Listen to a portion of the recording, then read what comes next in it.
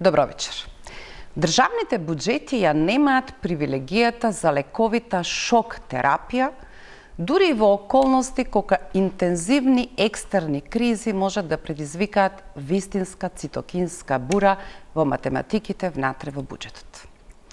Таква криза македонските буџети преживеа 20, 21, 22 со ред ковид, па потоа енергетска криза. Почнувајќи од следната година, почнува исплатата на тоа што го нарекуваме да останеме барем во седло. Да бидеме сигурни дека фирмите нема да се затворат и дека поголемиот дел од работниците ќе можат да ги примат платите. Изразено во обврски кои стигаат за наплата во следните 3 години, тоа се безмалку 2 милијарди евра. Така чинат кризите во околности кога буџетот нема своји внатрешни бафери. Македонскиот буџет одамна го нема тоа. Приходната страна најчесто може да ги задоволи само потребите за така наречените режиски трошоци на големата и амбициозна држава. Тоа се незините фиксни трошоци. Тоа што недостасува и го нарекуваме буџетски дефицит, веќе навикнавме да биде изразено дека токму за капиталните инвестиции ќе се задолжиме и оваа, и следната, и преку следната година. Тензично е и во бројките на македонскиот буџет. Сигурно било голем предизвик за Министерката за финансии да состави буџетска рамка која може да остане во рамките на предвидените законски обврски од фискалната стратегија, од таа за управување со долгот и низа други превземени обврски. Но тоа е мајсторство во кое треба да се состават бројките и нешто да се жртвува. Опозицијата би рекла дека следниот буџет ќе биде прва година кога капиталните инвестиции застануваат на рекордно ниско ниво. Тоа се така наречените слободни средства кои можат да го поттикнат развојот, кои едва и се 10% од амбициозниот буџет од 6,73 милијарди евра.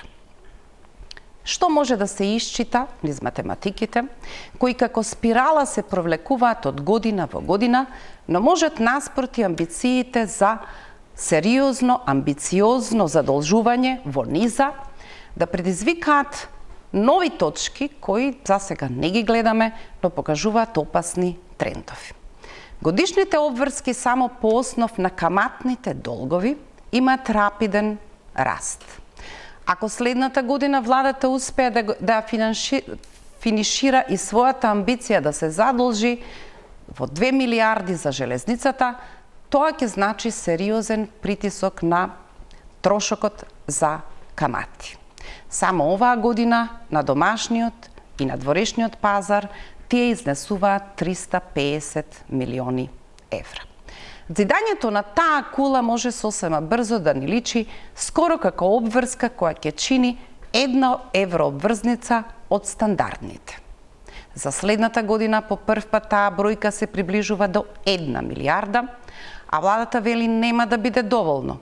Тоа е да се раздолжиме за тоа што претходно сме се задолжиле. А за нашите амбиции евентуално да се развиваме, за буџетски дефицит од 3,5% или во апсолутен излоз 650 милиони евра, ќе треба нови задолжувања. 350 на меѓународните финансиски пазари и околу 400 што ќе црпат средства од ликвидноста на домашните банки. Тоа не е привлечен пейсаж кој може да опише дека надежно во перспектива ќе забележиме таков раст кој ќе овозможи подобра приходна страна и ќе не фрли во можноста да размислуваме за политики кои сакаме да ги изведеме, извлекувајќи се од позицијата дека е добро дека можеме да прибереме средства за да ги платиме нужните расходи кои се скоро фиксни. Што можеме да исчитаме од најавите за буџетот за 26-та година, спореден делумно со амбициите и ефектите со кои ќе ја завршиме 25-та година. Вечерва на Вин-Вин, мои гости се професорот Зоран Ивановски. Добро вечер, професора. Добро вечер и благодарам за поканата. Поздрав до гледачите на вашата телевизија.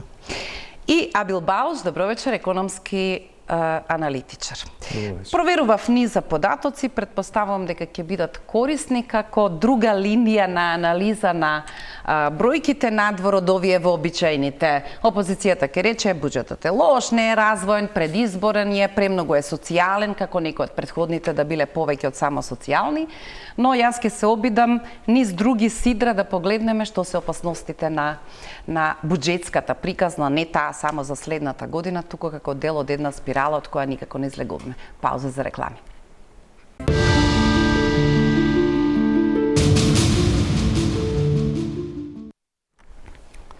Стартуваме.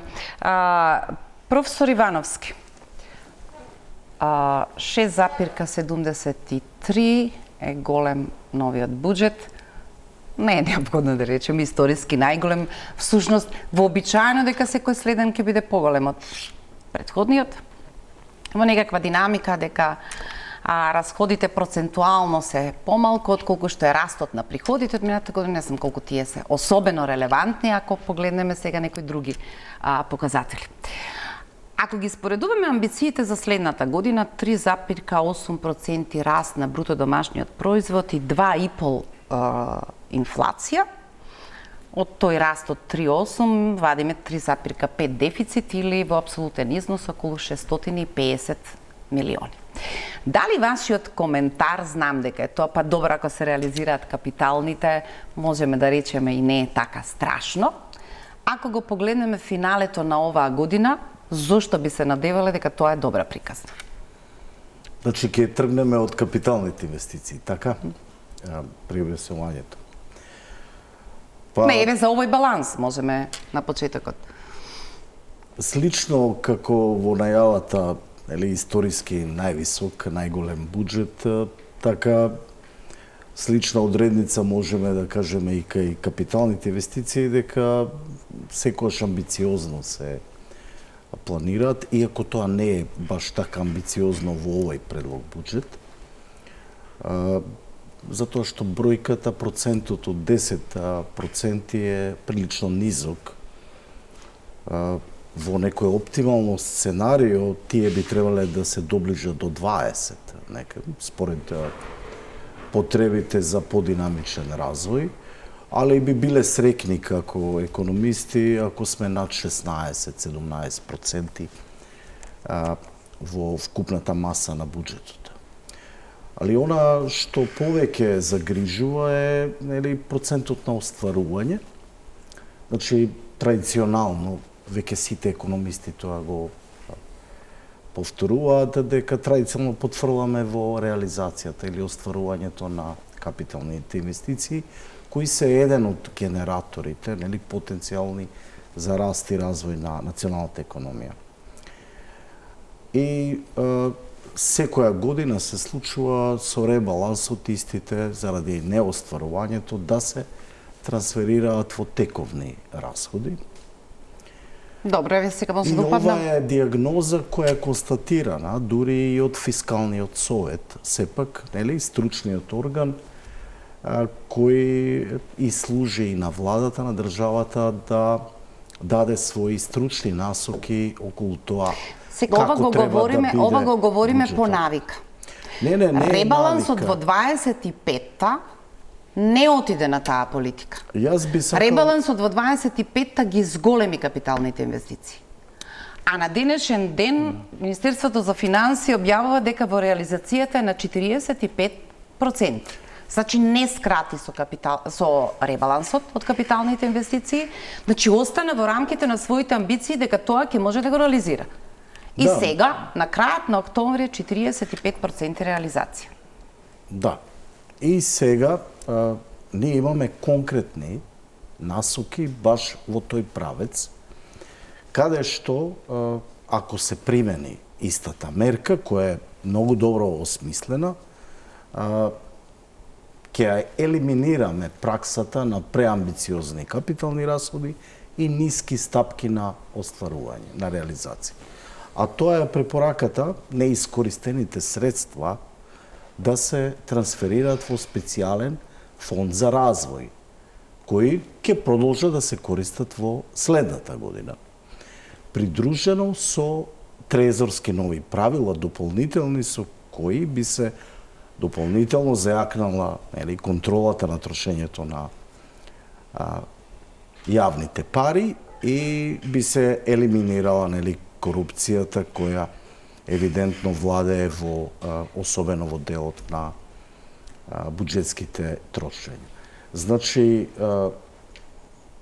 Советот и насоката, која дава фискалниот совет уште при предлогот на буџетот за 25-та, според мене, ја дава и мерката како еднаш за секогаш да ја скратиме праксата на преамбициозни, а на крај неостварени.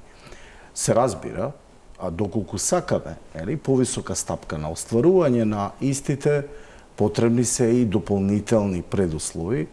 Сите економисти тука се едногласни дека слабиот капацитет на администрацијата за нивна реализација, меѓутоа според мене и слабата кондиција во која се наоѓа градежниот сектор, кој е атомизиран и така натаму, и реално тешко може да оствари и реализира такви крупни капитални проекти, затоа истите секогаш ги добиваат реномирани странски компании. И на крај од сите тие крупни капитални проекти, она што останува за националната економија сепак е ситно и не влие поволно на динамизирање на економскиот раст. Иако, можеме да кажеме дека самите тие капитални инвестиции директно се пресликуваат во растот на бруто домашниот производ, сепак, заради тоа што носители се од надвор и така натаму, добар дел од тоа завршува и во други држави. Доколку сакаме да направиме пресврт, според мене, препораката која даде уште минатата година фискалниот совет е вистинската. Откажете се од прераспределба од тоа што... Нормално и дефинитивно тие пари во ред не стигнавте да ги потрошите. Научете се како, меѓутоа не може да одат за друго, туку мора да оди во тоа. Меѓутоа, јас би дополнил уште поважна работа околу капиталните проекти сами за себе.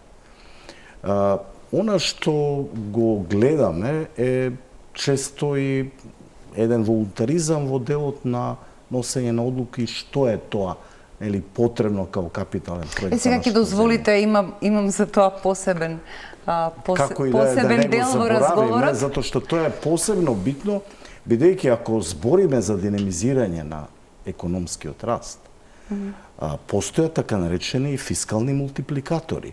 Односно, точно може да се диагностицира од кој капитален проект и од каков фискален ангажман можеме да очекуваме подинамични стапки на економски раст. Значи, не може дискреционо да се носи одлука, него тоа мора да биде поврзано со она што би го нарекле национална развојна стратегија, каде што експертски ќе биде утврдено кои се тие проекти, кои се најпропулзивни и може да ја повлечат националната економија кон посакуваните стапки на економски раст. Имам подпрашање на таа тема, како капиталниот во најава проект всушност не постои ниту во фискалната стратегија, а тоа е брзата пруга и тоа одеднаш станува клучниот пилар во капиталните размислувања, иако тој не можете го пронајдете во ниедни од претходно од важните документи на кои сте се обврзале дека тие ќе бидат некаквите маргини низ кои ќе се движат бројките и математиките. Баус, една е опцијата во која непотрошените средства, сега ние зборуваме за капитални инвестиции со ребалансот проектирани на 804 милиони евра, кои сега за сега имаат реализација од 21 милиарда и 400, значи некаде околу 350-60 милиони евра. Дали ако држиме до врската дека буџетскиот дефицит изразен во потреба за задолжување на домашниот и на дворешниот пазар, оваа година главно задолжувањата за дефицитот се на домашниот пазар, со јасен календар кога се случуваат.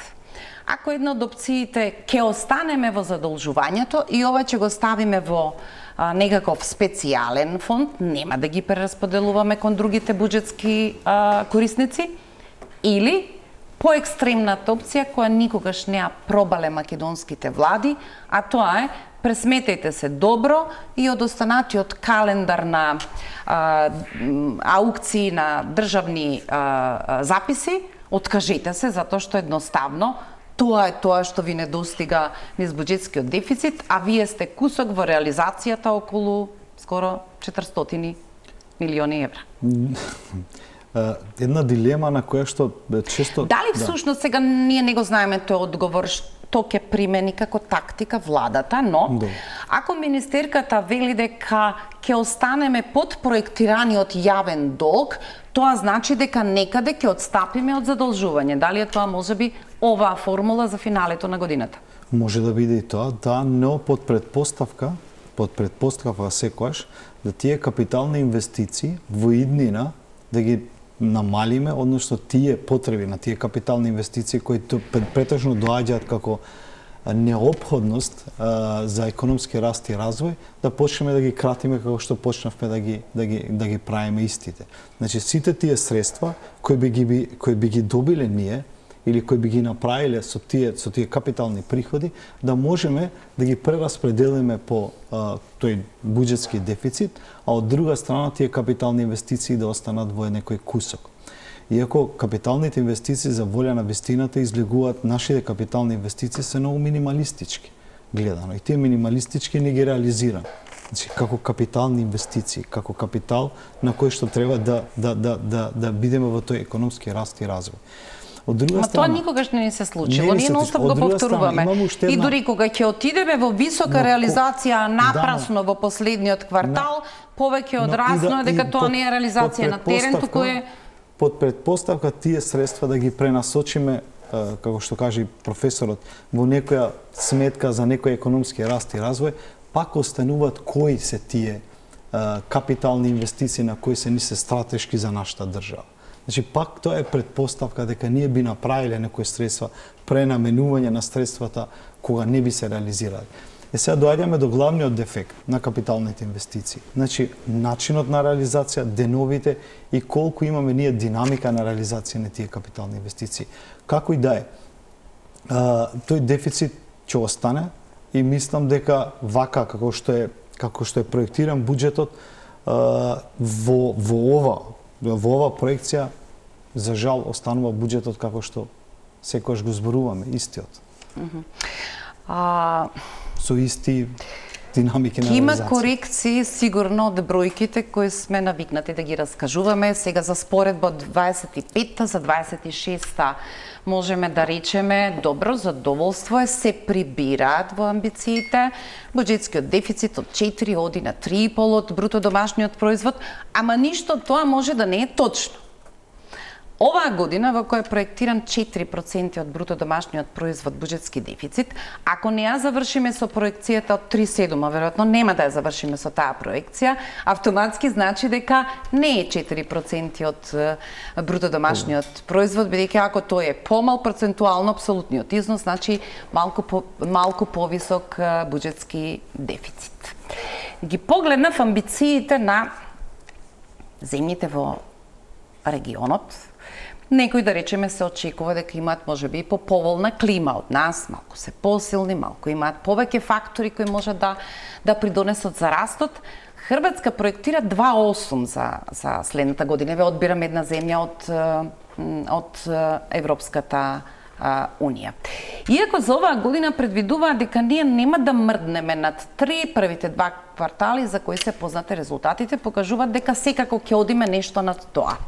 Дали за вас проекција од 2,5% инфлација на годишно ниво, после овие дисторзии што ги имаше 25-та, за која Народната банка пред некој ден вели дека ќе ја коригира во нагорна позиција својата проекција на 4%, таа во овој буџет беше на 2,8%. Тоа е прилично разлика, еве да кажеме, покажува дека некои од важните сидра сигурно потрошија пари, потрошија мерки, но всушност дека оттаму се уште демнат опасности. Дали е преамбициозно, ако Народната банка ве дигне за оваа година на 4, вие да тврдите дека следната година можете да се стигнете на 2,5 инфлација? Ова го кажавте уште во најавата. Значи, тоа се базичните предпоставки на кои е граден предлог буџетот. Веднаш, тука би истакнал дека тешко е да се очекува дека ќе останеме на 2,5% инфлација, бидејќи истата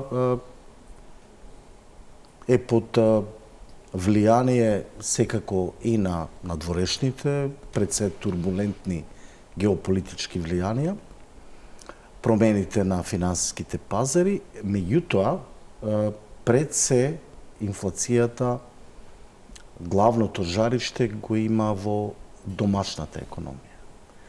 Значи и во следната година пред Централната банка остануваат предизвиците за прудентна макроекономска, односно монетарна политика со цел да ја контролира ценовната стабилност во државата. Инфлацијата кај нас токму ја добива силата од она што се и проекциите за наш раст и развој за следната година. А тоа е јавната потрошувачка, приватната потрошувачка, стимулација на јавната и приватната потрошувачка. За да биде полесно на гледачите. На прва, разбирливо е дека луѓето ги интересира колку е спроектирано во буџетот и дали реално ќе има раст на платите, на пензиите, на социјалните трансфери. Тие фиксни трошоци кои прават ужасна структура на нашиот буџет. Но во исто време, ако инфлацијата отиде повеќе од 2,5 од проектираните, а ви им велите дека за плати имате плюс уште 7%, кога ќе споредиме со тоа колку ќе ви изеде инфлацијата, реално ние сме постојано во таа трка што е поважно и каде треба да застанеме, и дека е повеќе од јасно дека со оваа политика на подигање на платите, ние повторно директно ќе влијаеме во растот на БДП-то, доминантно да се покриваме на потрошувачката, иако вториот квартал, иако символично, покажа некакви знаци дека може да има промена во тој сооднос во прилог на инвестициите, да речем. Дали се тоа поважните индикатори кои што треба да се прегрмат во извесен период за да на подолги патеки почнат да испорачуваат по-квалитетно портфолио на оваа приказна? Во вашето прашање има многу прашања, значи јас ќе се обидам едно по едно да ги одговарам. Прва работа, дали треба да се плашат граѓаните околу тоа каков ќе биде буџетот. 30 годишната пракса во нашата земја покажува дека буџетот е повеќе социјална категорија, така да сум сигурен дека во тој дел нема да има намалување, али проблемот на растот на платите и така натаму, кој се случува, а не е придружен со растот на продуктивноста, е главниот генератор на инфлацијата. Значи, тоа е школски дефиниција за инфлација. Доколку ви растат платите, повеќе од што расте продуктивноста. Така да, тоа е едниот елемент. Вториот е, ако ги анализираме нашите традиционални партнери, Европа, САД и така натаму, можеме што да приметиме дека инфлацијата се намалува. Сите читаме, каков е притисокот на Трамп врз Централната банка да ги намалува каматните стапки. Одново ФЕД ги намали сега. Затоа што сака да се намалува инфлацијата и сака да го динамизира растот. Од друга страна, кај нас инфлацијата не е под контрола, туку реална предпоставка е дека таа може да се движи околу 4% нели следната година. Од тука тоа е уште еден доказ нели дека инфлацијата ги има корените во националната економија. Вака димензионираната развојна стратегија на база на личната и на јавната потрошувачка во услови на главната макроекономска монетарна стратегија за фиксирање на девизниот курс на денарот, значи дефинитивно креира ризици на страната на инфлацијата. Ова, значи го секој сериозен економист го гледа, а и го има детектирано, као што веќе споменав, дури и фискалниот совет, и јасно во извештајот за предлог буџетот за минатата година го има истакнато. Меѓутоа гледам дека нели голем дел од забелешките и препораките не се инкорпорирани и во предлогот за 26-та година. За жал. Само ќе дополнам дека во проверката на податоците, тоа што можеби најдобро го отсликува, што сакате да го кажете, дека базната инфлација тврдокорно се држи повисоко од оваа која што треба да се коригира, некаде околу 5%, и таму некаде лежи токму прашањето за платите и кредитната активност, кои веројатно ја одржуваат базната на малку по-високо ниво и можеби и понатаму ќе покажува амплитуди за да не можеме да заклучиме дури ни 25-та која проекција всушност би била точната проекција. Абил, освен овие зголемени обврски кои што ние се обидуваме во трошењето да ги препознаеме, економистите велат дека тоа што можеби треба да биде разочарувачки во смисла на големите ветувања како ќе тргне една друга политика која има експанзивен план за брзо да не донесе настапки на раст околу 5%.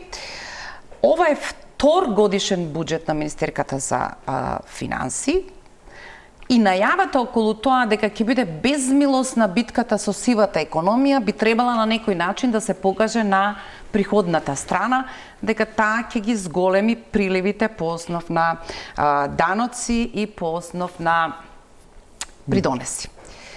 200 милиони е повеќе, односно 6% е повеќе од проектирано приходи од даноците и 80 милиони повеќе евра од придонесите.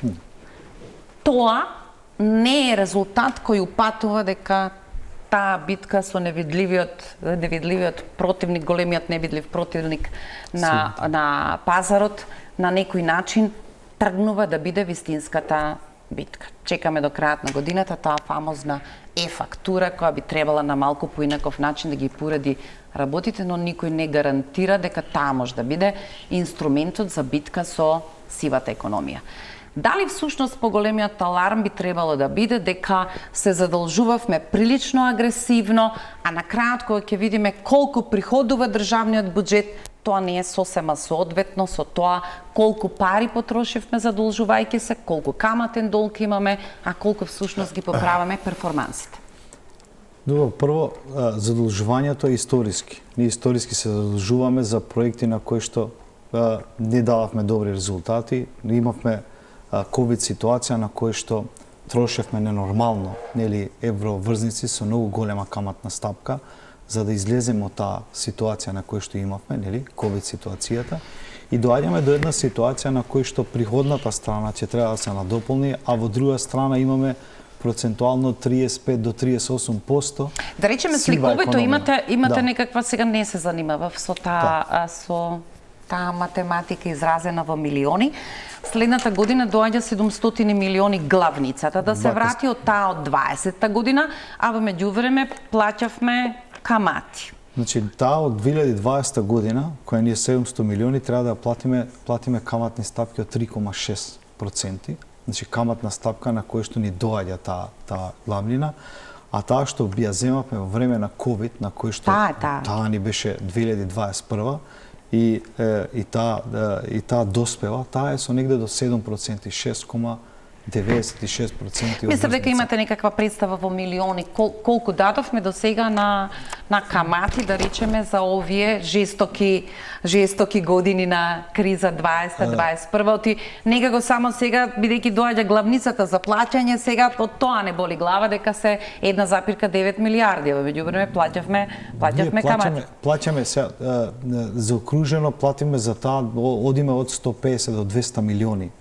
Влегуваме во плаќање на главнини во сите обврзници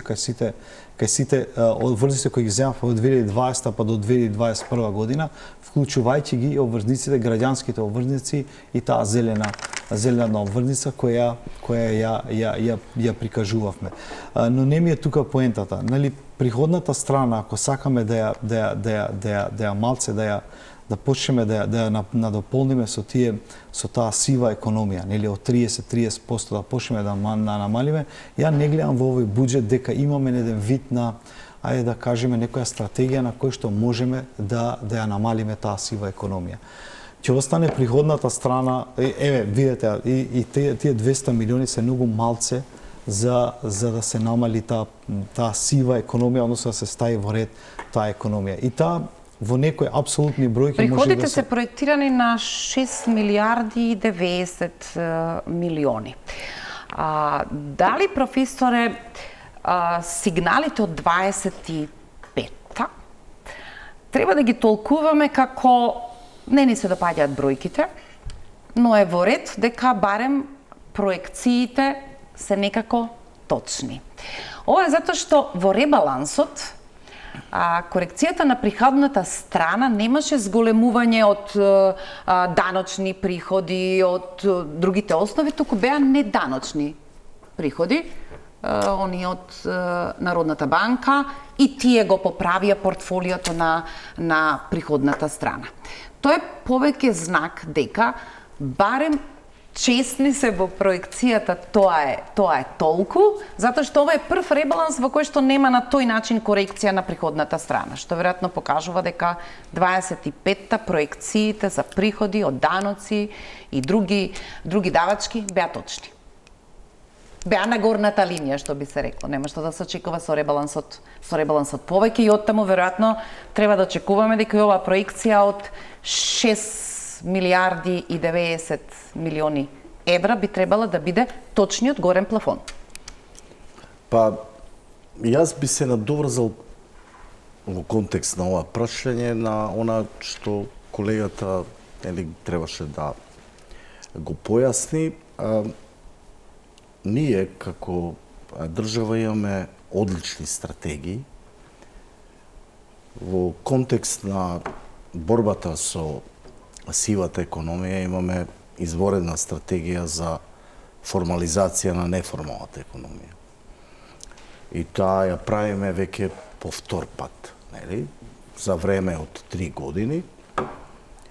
Меѓутоа, ова најновата која е направена, претходно прави и анализа на сработеното од претходната.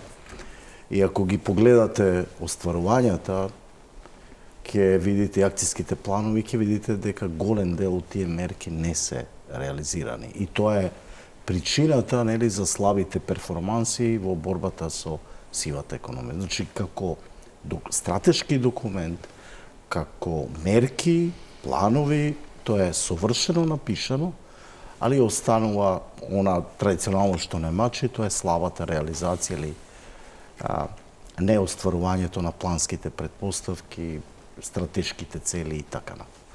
Значи, доколку сакаме сериозно да ја намалиме даночната евазија и да обезбедиме повисоко ниво на приходи во буџетот, јасно е дека се она што е пропишано и зацртано и усвоено во стратегијата за формализација на неформалната економија треба да се направи час поскоро, и на тој начин можеме да очекуваме дека еден голем дел, процент од економијата која не е канализирана ќе се преслика и ќе се преточи во поиздашно полнење на приходната страна на буџетот. Значи, тоа е нешто што мора да се реализира. Јас би сакал за гледачите да појаснам дека економската теорија, а и тековната политика, особено на нашите партнери од Европската Унија, со цел да се направи ред во делот на јавните финансии, значи уште пред 20-тина години немаме време за само теоретски. кратко, нема тука теорија, само 2-3 работи треба да се појаснат. Ги тера државите да усвојуваат фискални правила, кои мора да ги почитуваат. Доколку земјата ги почитува едно или две или повеќе правила, тогаш граѓаните би требале да бидат мирни и да не се плашат од проекциите на буџетот. Нашата држава има усвоено две, а тоа е, значи, дефицитот во буџетот да не биде поголем од 3% и нивото на јавниот долг да не биде поголем од 60%. Сега Тоа е целта. Тоа е целта. Не е тоа целта, тоа е обврска која ние мора да ја испочитуваме. И оправдувањата, нели, за повисоко ниво на дефицитот или пак за повисоко ниво на јавниот долг треба да бидат законски издржани. Само на тој начин, нели, можеме да бидеме посигурни како граѓани на оваа земја дека ќе имаме одржливост на јавните финансии и на долг рок.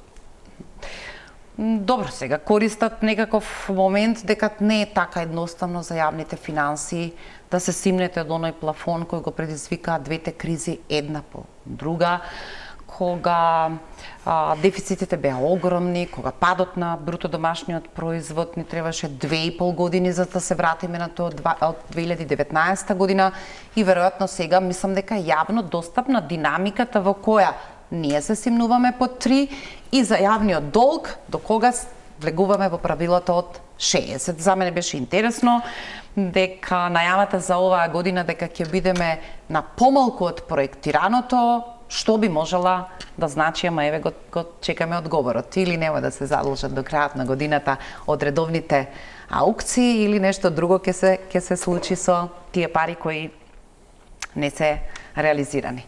Предлагам да одгледаме втор блок реклами, па да одиме со подетални малку прашања кои за вас ги имам.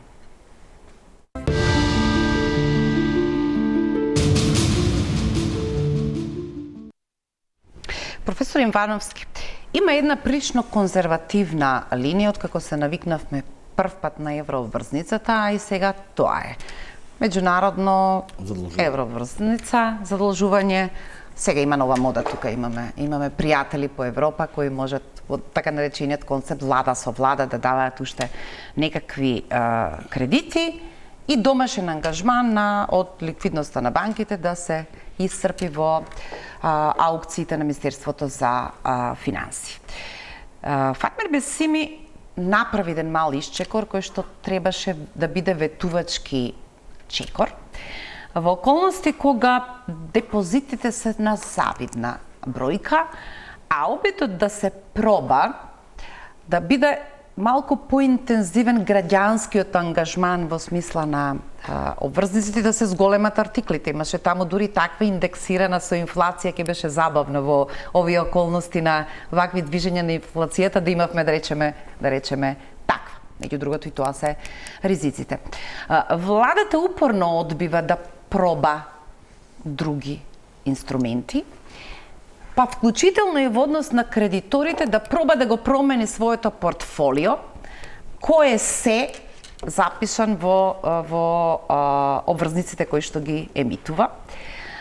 Прочитав денеска дека големиот преседан ќе биде Словенија, која одлучила за 700 милиони долари да си поигра со нервите, да речеме, и на стратешките партнери и да направи преседан да земе панда обврзница, односно да се појави на кинеските пазари на обврзници. Оправдувањето е дека мораме да се дисперзираме, да ги проценуваме ризиците, да видиме поевтино задолжување, веројатно за 700 милиони, можете да се пробате на тој начин и на други пазари. Ова повеќе како сигнал има ли простор владата, иако не знаеме овие нови 350 меѓународно задолжување, што всушност ќе бидат? Дај Боже да се од оваа линијата од планот за раст, во кој има и кредити, има чиста линија, нешто од таа структура 350 да не е повторно Будимпешта, туку може би да се вакви распарчани нови пари кои всушност некаде сме ги превземале доколку ги завршиме обврските. Дали само 0,3% учество во јавниот долг на граѓаните еден фин сигнал дека има простор да се тргне и по некакви други пари. Хрватскиот процент 8% е учеството во јавниот долг на граѓанските, односно на поединците на граѓаните. Зошто е тоа опасно наспроти овие безбедни коти? Или емитуваме евроврзница, или се задолжуваме кај домашните банки? Професорски би рекол одлично прашање. Прво би една мала корекција на Ама немаме време за тоа. Што кажавте. Ако грешам. Кај словенците не е дисперзирање, туку идејата е диверзифицирање. Значи идејата е диверзификација секогаш, така да и зошто да не, нели, да се задолжиме. Ама сега на членка на Европска унија да прави диверсификација со Кина, тоа е. Па не треба да одиме подалеку, главен финансиер на америчките државни обврзници е Кина. Така да, ако може САД, зошто не би била и Словенија во таа игра? Диверзификацијата е добра работа, имајќи во предвид дека на тој начин може би и ќе се обезбедат по-добри, по-ниски каматни стапки за задолжување. Така да, априори јас не би отфрлал. Меѓутоа, би сакал околу втората поента која дадовте да продискутираме околу можноста домашните инвеститори, правни и физички лица пред се, од земјата се појават како финансиери на овие дефицити и буџетските расходи. Значи, во теоријата, заради така наречениот краудинг аут ефект, се препорачува да не се истиснува, да не се користи за буџетски цели домашната акумулација, истата да се остави на деловните банки за кредитирање на развојот. Всушност, значи, да не им конкурираме на деловните банки, затоа што доколку се стимулативни каматните стапки, као што споменавте и вие и колегата кај граѓанските и зелените обврзници, беа одлични каматните стапки од 5% и 4,8%. Значи, добар дел од граѓаните размислуваа како да ги трансферираат своите депозити во вложувања во државните харти од вредност. На тој начин имавме, како се вика емисијата, вин-вин ситуација. Добивавме нови инструменти, се разигруваше и берзата, а и граѓаните добива можност колку толку да се заштитат од инфлацијата. Доколку препораката и на Фискалниот совет се поклапа со определбата на предлагачот владата да користи надворешна акумулација, односно задолжување на меѓународните финансиски пазари и високо ниво на еврообврзници, значи они се едногласни. Меѓутоа, според мене, ова е проблем затоа што на овој начин банките остануваат во лагодна позиција, значи диктираат они ниско ниво на пасивни камати за штедачите, истовремено притисокот за заштита од инфлаторниот притисок се пресликува на пазарот на недвижности, каде што граѓаните се обидуваат да се заштитат од инфлацијата купувајќи станови. Се тоа исто е и на пазарот на автомобили. Значи, на овие два сегмента имаме највисок раст и тука, нели, граѓаните го бараат спасот. Јас би советувал и до Фискалниот совет и пред се до владата да размислат, бидејќи она што го започна претходниот министер кој го спомнавте, со двете аукции беше одлично, меѓутоа беше недоволно, ја би препорачал поголемо, од наједноставно правило. Значи, сведоци сме на високи профити, нели, кај деловните банки, тоа значи дека товарот на кризата можат и тие малку да го преземат, добивајќи конкуренција од страна на државата во делот на финансирање на буџетските расходи. Од друга страна, граѓаните, нели, ќе добијат можност колку толку да се заштитат со инфлацијата, па зошто и не она што го рековте со индексирани државни харти од вредност за стапката на инфлација, нешто што е познат као инструмент секаде. И на овој начин исто така ќе успееме да направиме и дополнителна стабилизација на пазарот на недвижности. Односно, барем ставање под контрола овој неконтролиран раст на стамбениот простор. Значи, според мене, да, дефинитивно дека постои краудинг аут ефект, меѓутоа, според мене, бенефитите од користење на потенцијалите, а особено динамичниот раст на депозитите во пасивата на деловните банки од страна на граѓаните, нели, ќе предизвика у крајна линија барем заработката од каматите да остане дома. Проверувам додека зборува професорот и праксата во која сега навистина не знаете. Ја слушам министерката на пресконференцијата по објавата на владата дека е поминат буџетот за 26-та година, вели освен 950 милиони евро врзница и уште 350 на надворешниот пазар, за да им оставиме на банките реално зафаќање од некаде околу 400 милиони на домашниот пазар, за да не ги притискаме поинтензивно да можат да пласираат во стопанството. Реченицата има точка, ама пред историјата има 3 точки. Владата одлучи 250 милиони, како тоа да и е работа, да им ги донесе на домашните банки и да се потруди да им утврдува цена на трошокот на пласманот, што всушност на крајот испадна ситуација во која компаниите 1,95 кон банките, ама 3,25 кон кредиторот, ќе отидат од заедничката сметка на сите нас од владата. Беше тоа една чудна авантура со прилично математика. Гледам дека владата воопшто не го ни споменува тој момент на ефект, како успеала од Будимпешта да донесе ефтини пари за стопанството, наспроти обврските да создава поинтензивно екосистем за економијата. Тоа значи да си ги заврши ветените обврски за кои ќе добие пари од планот за раст, пред се тоа судските реформи, низа реформи кои што и се на листата и за Министерството за економија, за Министерството за финансии, за другите министерства кои потрајно ќе донесат посигурна клима за инвеститорите. Ако ја пресметаме цената на тој унгарски кредит, не е само 3,25, тој ќе има малку повеќе импликации, не се чувствуваме задоволни од темпото на реализација на парите кои одат кон општините. Всушност тоа е процес што веројатно ќе го видиме од следната година, особено не изборот, што е капиталното во таа приказна од 250 милиони. Дали е тоа мекиот стомак од првата година на политики на владата, кога сакаше да покаже дека таа знае и поинаку и дека ќе создаде брз импулс за економијата?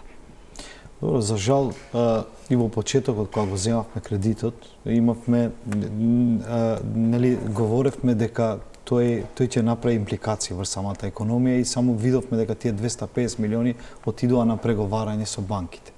Значи, самите банки има, како што спомна професорот, има депозити и резерви за самата економија да можат да дават на тие на стопанството. Во една прилика увидовме дека тие 250 милиони ако се користеа за реформски цели, она што многу убаво го спомнавте, ние ќе имаме можеби поголем импакт и можеби трошењата ќе беа помали. Сега не знаеме колку е реализацијата на тие 250 милиони во стопанството. Мислам дека со некоја бројка лиферуваат од 100 до 120 милиони дека користеле стопанството на тие средства. Ја мислам динамиката на повлекување нема ограда кога. И многу бавно оди. И второто, другите 250 милиони отидоа кон општините на кои што и во почетокот рековме ќе градат, ќе прават инвестиции на кои ќе бидат многу нетипични, нема само едно голем да не заборавам. Професоре, отидоа кон комерцијалните банки, пласманот на парите оди преку развојната банка. Помеѓу тој пат од еден до друг, па потоа 2 месеци преговара, па премиерот се сретнува со банкарите, па се објаснуваат колку е трошокот, колку е ризикот, кој ќе го плати, можете ли да одите над, па има се тука прилично политика, земате толку многу профити, треба да вратите, ама тоа не е позиција која би требало да им објаснува премиер. Дали е важна одлука да се промени позицијата и улогата на развојната банка? Во смисла на нејзина докапитализација, во извршување на некакви политики на централната влада кои можеме да ги видиме во таква директна релација. Колку може да порасне во сериозна бранка која може да ги фасилитира политиките на владата на начин на кој што тие не мора ни да доаѓаат до комерцијалните банки? Па видите, прилично е така кревка позицијата на развојната банка затоа што од нејзе се очекува да даде поддршка на одредени проекти, а видите многу е тешко во такви услови да се испочитуваат оние традиционални принципи на квалитетно банкарско работење, кои значат пред се заштита од она што се вика дефолт риска, тоа е кредити од ризик и така натаму. Но ако споредуваме парите кои што ги земавме од Украина, од Унгарија, таа банка на некој начин е тоа што во наши околности ја нарекуваме развојната кредитна банка. Таа не е класична комерцијална банка. Да, ама ние имаме кредитни односи, значи ние не делиме грантови, значи делиме кредити. И основна работа на секоја банка е да испочитува некои основни принципи на квалитетно банкарско работење. Значи од ликвидност, профитабилност, заштита од кредитен ризик и така натаму, значи тоа се елементарни работи, знаете. А овдека јас она што ме плаши е дека на одреден рок можеби ќе се соочиме и со проблеми на NPL, Non-Performing Liabilities, или нефункционални кредити како резултат од разните политички самоволија и делењето на кредити преку таа развојна банка. Значи, искрено, потенцијалот и способноста на деловните банки е тој се разбира неспоредливо. Треба да биде искористен сите оценки кои ги прави Народната банка, значи имаме позиција за речиси идеална финансиска стабилност на финансискиот сектор, што е многу добро. И во најтешките моменти на европската и светската историја од 21. век, од 2008, 10, 11, нашиот финански сектор останува стабилен, имајќи ја предвид и конзервативната стратегија и доминантната улога во ревизијата на Народната банка. Прилично цврстата улога на регулаторот на Народната банка, ова е единствениот сектор кој не успеавме да го расипеме во оваа најрегулираниот сектор. Затоа што транзиција. Треба да биде јасно, за граѓаните, јас ова ги учам студентите веднаш, најважно е здравјето, а потоа се парите. Сите ние, повозрастните, сме сведоци, до какви ситуации доаѓаше таму во тие држави, па и во нашата, во минатото, кога имавме проблеми во тој финански сектор. Затоа овој сектор е најрегулиран и контролиран, и тоа го прави изваредно нашата Централна банка. Од друга страна, овој сегмент го нема најчесто во тие анализи, бидејќи тој нема само задача да работи согласно банкарските принципи, туку мора да оди и по линијата на она што го планира политиката. Кога ќе се погледнат обврските кои што се превземат и некакви состојби за кои идеалистите велат кога би живееле во земја во која би рекле дајте еден сериозен пресврт во структурата на капиталните инвестиции, да видиме посериозен третман на образованието и здравството, и дека тоа е нашата единствена карта со која перспективно би можеле да играме, бидејќи другите варијабли за сигурност некаква на инвеститорите не се инпути кои се во наши раце, ниту енергијата, ниту технологијата. Кога ќе ги погледнеме, да речеме, од буџетот, издвојувањата во образованието кои одат како блок дотации до општините, загрижувачки е податокот дека 95% од тие блок дотации всушност се точно покривање на платите на луѓето што работат во образовниот систем. Општините не можат да превземат надлежности со едва и 5, а некаде и само 1% за функциите кои ги подразбира едно училиште во кое не е само платата на наставничката, туку има многу други работи, поради кои денеска во ранецот носите тоалет хартија, носите шампон, носите се што ќе ви притреба евентуално во училиште. Тоа се оние најбизарните, да речеме, епизоди, но и некои други важни кои покажуваат дека нивото во кое ние финансираме функции кои сме довериле локалната самоуправа да ги извршува, се далеко од вистинското цело е кога има се. Дали се тоа лошите сигнали?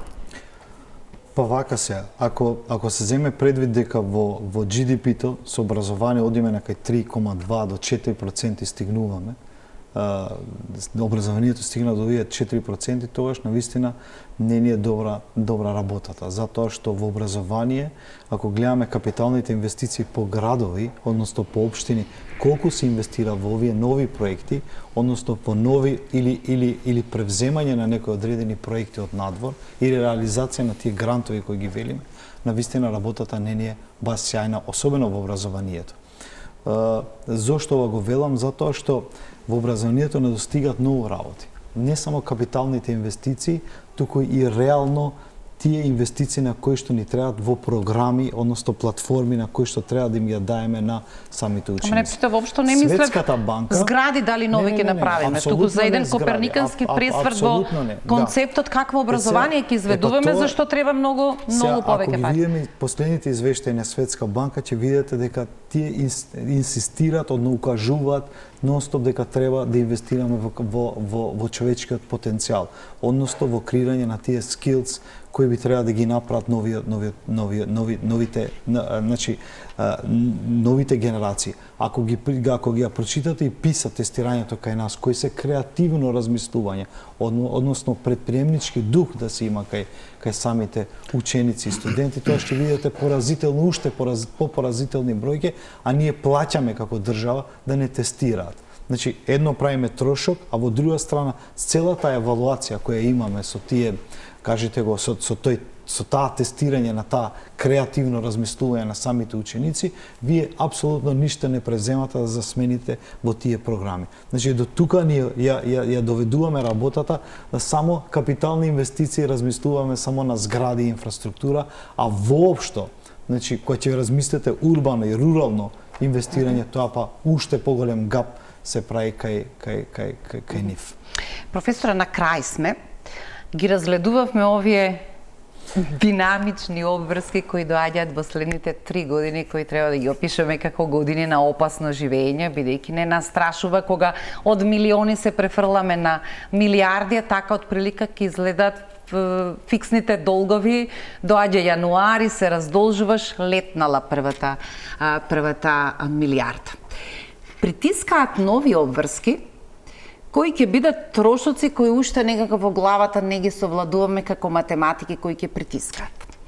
Обврската за НАТО во следните 10 години да се подигнеме на 5%. Можноста од нив 1,5 да бидат безбедносна инфраструктура. Сега зависи што ќе запишете. Може да сметате и дека брзата пруга кон Солун, затоа што е таму инфраструктура, железници, пристаништа, се останато може да биде тоа, ама не мора. Вела дека коридор 8 е тој НАТО коридорот. Обврските што ги превземаме во однос на субвенциите кои ги даваме за струја, ќе бидат на друг начин притисок кон буџетите и домаќинствата. Се заедно, прилично расправа за парите и прилично секогаш на крајот тоа е неповолно за нас. Прво, имавте многу... Немаме многу време да. Сакам само краток коментар, дали чувствувате дека некоја води навреме расправата за тоа што би можеле да правиме култура? Во однос на јавните расходи веднаш ќе ви одговорам и нивниот раст, нели? Од кој се плашите? Мораме истиот да го решиме со ново фискално правило, а тоа е никако да не растат повеќе од растот на бруто домашниот производ. На тој начин ќе можеме и по тоа прашање мирно да спиеме. Значи, препорака која има и фискалниот совет, со која во потполно се сложувам, е ова да биде можеби неформалното трето фискално правило.